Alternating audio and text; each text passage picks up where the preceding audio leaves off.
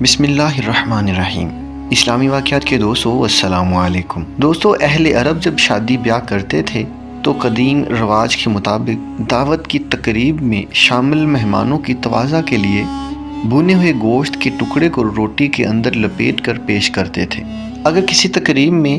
گھر کے سربراہ کو پتہ چلتا اس شادی میں شریک افراد کی تعداد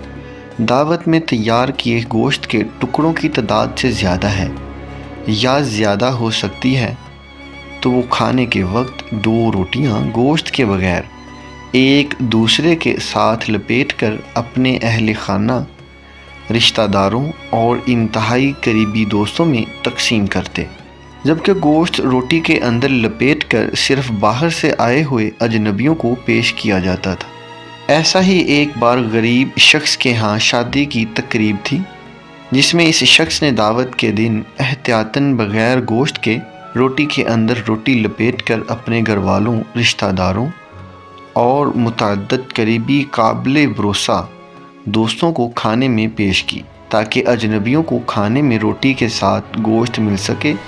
اور کسی بھی قسم کی شرمندگی سے بچا جا سکے۔ جنہیں صرف روٹی ملی تھی تو انہوں نے ایسے کھانا شروع کر دیا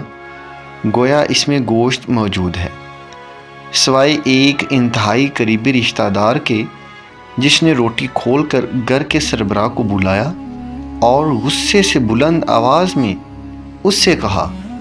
اے عبداللہ کے باپ، یہ کیا مذاق ہے؟ یہ تو روٹی گوشت کے بغیر ہے،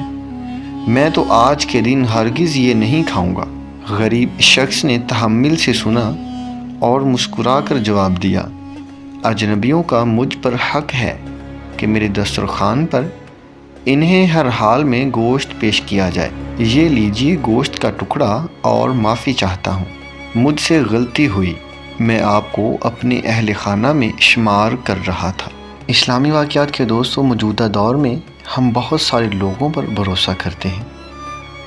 ان کو گھر کے فرد جیسا سمجھتے ہوئے یہ یقین رکھتے ہیں کہ یہ مشکل وقت میں ہمارے شانہ بشانہ کھڑے ہوں گے،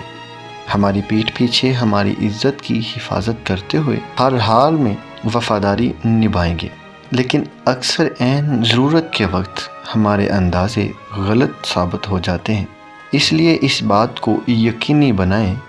کہ کون سی روٹی کون سے بندے کو دینی ہے۔